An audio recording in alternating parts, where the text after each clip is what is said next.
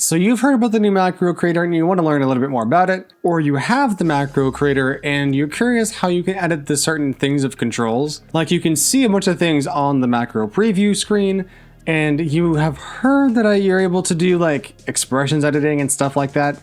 How do you do that?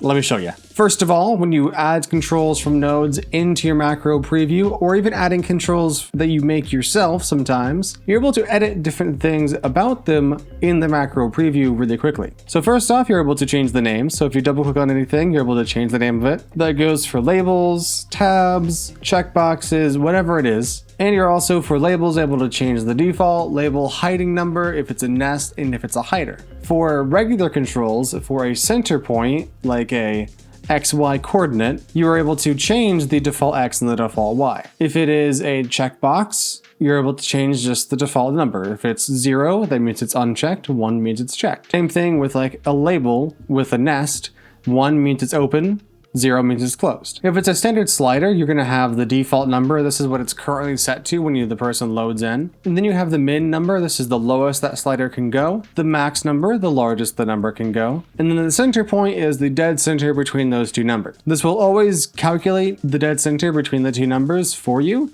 But if you want to change this to be more unique, you totally can. Besides that, there is also secret controls to the right of this screen. By coming down here to the scroll bar and just scrolling over a little bit, you're able to see a bunch of different secret controls you can customize if things go wrong only. If you just want to mess around with this, I don't recommend it because you're going to break stuff. Only mess with this if you know what's wrong and you know what you're doing. Or if you have recommendation from me or somebody else who knows what they're doing. Because this stuff can seriously break your macro as you're trying to export it. There's also other ways to edit controls. You can come up here to the edit tab and we have expressions, button code, and text. If you open up the expressions window, it's going to load in everything, and by default, it's going to bring in every single possible control that could get an expression. So if you look, it's going to show everything from your tools. It's going to show all the nodes. And if you do the drop down, it's going to show all of the actual controls that you can put expressions on. Same thing with the things inside your macro preview over here. So as long as it's an actual control, it's going to show up over here. So any tabs, they're not going to be here. But if we come down here to the bottom right and check this to show only expression, wait for it to reload, and now it's going to show only the controls that currently have expressions on them. So if we scroll through here, we're going to see there's not actually anything that has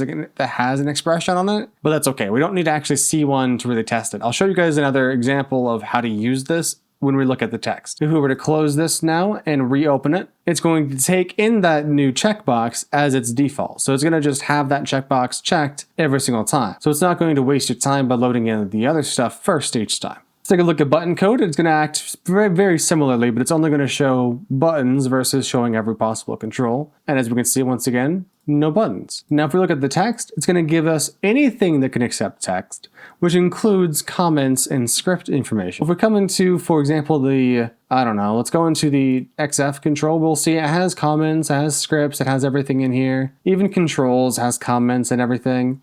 But if we were to close all this now and open up a text node, sure, let's just say text 3D. And if we were to open it up with the new macro creator, where we can come into here, edit, text. And if we were to find our new text 3D, now we can see, we actually see style text right here. Now if we fill in style text with just some random text, and if we press update control, we'll see it shows up over here. And if we were to scroll back down and try to edit it, we'll see it also shows up over here. Really easy to use, super quick, super nice. We can also change the font and style over here if you really wanted to for whatever reason.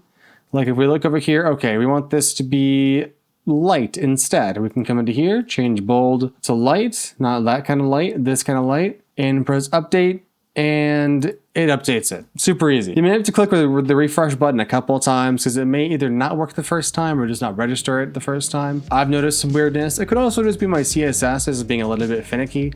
I'm going to be working on any quirks with this in the future, so don't you worry. But that's every way that you're able to edit controls super fast and easy with the new macro creator. If you want to learn more about the new macro creator and learn about other tutorials, go and check out all the links down below. But alright, I'll see you guys in the next one. See ya!